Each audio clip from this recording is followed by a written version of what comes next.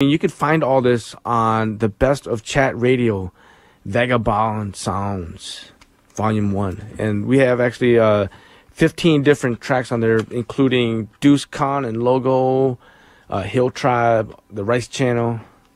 It's actually... It's an action-packed CD. Just when you open it up, it's like gleaming gold. Ooh.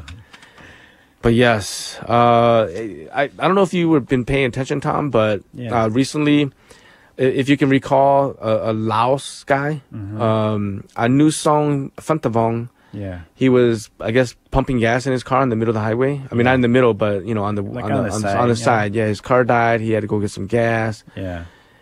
Well, he had died at around 11 p.m. when investigators found the next day, or you know, evidence that it was a Mercedes-Benz SUV that was involved with that crash. So you think it was like a hit and run or something? It was a hit and run, definitely a hit and run. And actually, after a week, the reports now are coming out. It says that Mercedes-Benz was actually owned by Minnesota Viking Joe Sensor. Oh my goodness!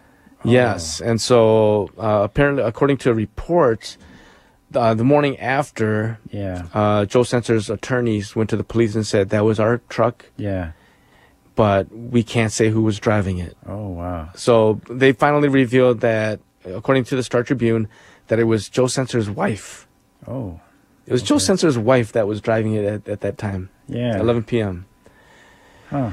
And so... Interesting. Yeah, it is pretty interesting. And in fact, I mean, it brings out a lot of things. I mean, there's one attorney even said that, now, you know, because of how it happened, there's even the potential for a criminal case and a civil lawsuit. Oh, my goodness.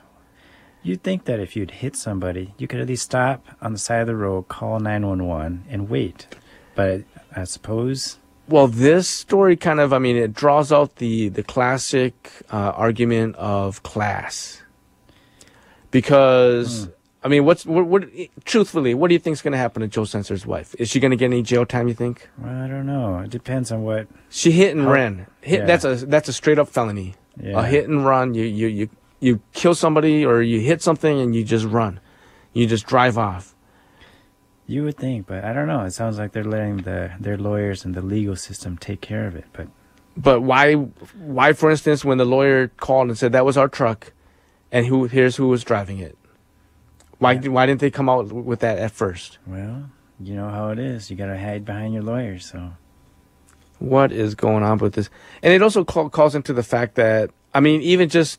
Think about it. If it was Joe Sensor's wife who got hit on the side of the highway, and it was a Laos guy who was the driver, what kind of uproar would there be? Would you say? Yeah, I don't know. To be honest, we're speculating, so I'm not sure. That's what we got to do on the talk radio, Tom. That's what they all do, is speculate and give serious opinions.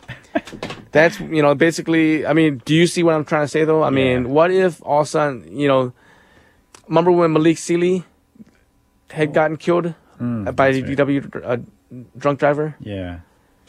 And that was like headline news. And that driver, coincidentally enough, was Laotian, too. Oh. So this is kind of a flip-flop of that story that happened a few years back. Malik Sealy, NBA star, Kevin Garnett's best friend on the Timberwolves, died because of a DWI. Somebody hit him on the highway, driving on the wrong side. And so this is kind of an ironic twist to that whole story, because now it's all of a sudden a celebrity who killed the Lao guy. Well, if he would have had money back then, maybe he should have hid behind his lawyers. I don't think he had money. He did, and then he did a 3-year stint, came back out, drunk drived again, like a year later. So that's not good either. But interesting story. All of a sudden, Joe Sensor. I mean, he's not just a former Viking. He's a very famous. You've heard of Joe Sensor Sports Bar and Grill?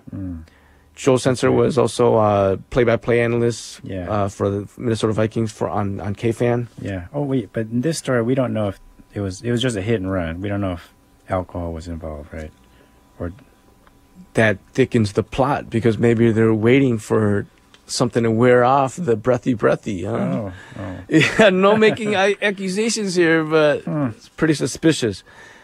Pretty suspicious. And it's funny how like the press plays it out too, though, because Joe Sensor is like everybody's friend on the radio. Oh yeah, interesting. So we'll be following that. I mean, that one is it's kind of funny too because well, you know, a new song Pentavong. His attorney is our good friend Lee Moua. Oh yeah, for various other things, and so we had an inside kind of connection to what was going on there.